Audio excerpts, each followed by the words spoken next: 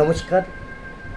আমার হরিভক্ত, গৌরভক্ত, কৃষ্ণভক্ত সনাতনীরা, প্রত্যেকের জন্য আমার গৌরহরির কাছে, ঠাকুর নিত্যানন্দর কাছে প্রার্থনা করি সবাই যেন সুস্থ থাকে।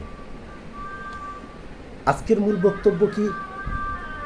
আজকের মূল বক্তব্য থাকছে ব্রাহ্মণ এদেশের কারা, ব্রাহ্মণ এদেশের কে হয় জেনে নেব। ব্রাহ্মণ দিয়ে সনাতনীদের পূজা করা উচিত না উচিত নয়। তবে আজকের যে সত্য তত্ত্ব নেপথ্য আমি আপনাদের সামনে তুলে ধরব, এগুলি অনেকের জানা আবার অনেকের অজানা। তো যারা জানে তাদের নিয়ে আমার মতলব না, আমার মতলব কাদের নিয়ে? যারা জানে না তাদের নিয়ে। একটা উদাহরণ দিই, মন দিয়ে শুনুন। কথাগুলি শোনার মতো কথা, ভালো লাগার মতো কথা। মেনে চলুন, আপনি এয়ারপোর্ট যাবেন, বারুইপুর থেকে বাসে উঠেছেন, আর ওই বাস এয়ারপোর্ট হয়ে চলে যায় কোথায়? উত্তর বারাসাত। তো যারা ওই বাসে যা আসা করে তারাই জানে। আপনি বাসে উঠে কন্ট্রাক্টরকে ভাড়া দিয়ে বলছেন, দাদা আমাকে এয়ারপোর্টে নামিয়ে দেবেন। মেনে চলুন, ওই কন্ট্রাক্টর আপনাকে এয়ারপোর্ট না নামিয়ে যদি মাঝপথে উল্টোডাওয়া কিংবা লেক টাউনে নামিয়ে দিয়ে বলে এয়ারপোর্ট, আপনাকে ওখানেই নামা লাগবে। আপনি বুঝতে পারবেন কি করে?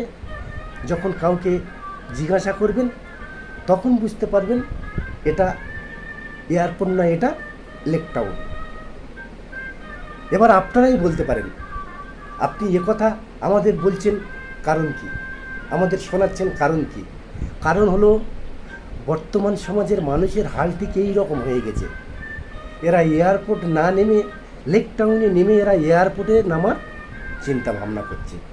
শুধু এখানেই শেষ নয়, কিছু ধর্মগুরুরা সে যুগ থেকে এ যুগ পর্যন্ত আমাদের মাথায় ধর্মের বোঝা চাপিয়ে দিয়েছে, আমরা আজও নামাতে পারছি না। ধর্মগুরুরা কেউ বলছে শ্রীমদ্ ভগবদ্ গীতা আসল পুরাণ, আমরা বলছি হ্যাঁ। কেউ বলছে বেদ, মহাভারত, রামায়ণ আসল পুরাণ, আমরা বলছি হ্যাঁ। কেউ বলছে দেবী ভাগবত আসল পুরাণ, আমরা বলছি হ্যাঁ। কেউ একবার যাচাই করে দেখছি না এটা সত্য না মিথ্যা? আমি বলছি এটা সত্য না। আমরা যে নিয়ম নীতি আদর্শ চলছি, এটা আমার মহাপ্রভুর চলা মতপথ না। এই মতপথ কাদের? কিছু স্বার্থপর মানুষ তাদের স্বার্থ সিদ্ধি লাভের জন্য এইসব মতপথ তারাই তৈরি করেছে। তো আজকের ইউটিউবে আমি যে কথাগুলি শোনাবো সম্পূর্ণ শাস্ত্র গ্রন্থের কথা।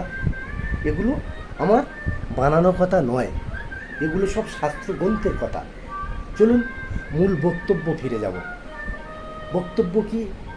ব্রাহ্মণ এদেশের কারা, ব্রাহ্মণ আমাদের কে হয়, ব্রাহ্মণ দিয়ে পূজা করা উচিত না উচিত নয়?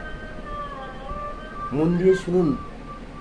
যারা বলছেন বা বলেন ব্রাহ্মণ বর্ণের শ্রেষ্ঠ, ব্রাহ্মণ জাতির শ্রেষ্ঠ, ব্রাহ্মণ ভগবান, আমি বলছি না, এটা সত্য না। ব্রাহ্মণ কোনো ভগবান না, ব্রাহ্মণ দৈত্য দানব। হ্যাঁ, এটা আমার কথা নয়, শাস্ত্র গ্রন্থের কথা।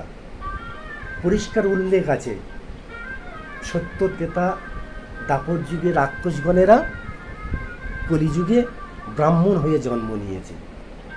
এরা পাষণ্ড, এরা মিথ্যাবাদী, বেদ মানে না, মানুষের অর্থ সম্পদ কীভাবে লুট করতে হয় এদের চেয়ে ভালো আর কেউ জানে না। এরা দাম্ভিক, এদের দাম্ভিক আছে, এরা কথায় কথায় অভিমান করে।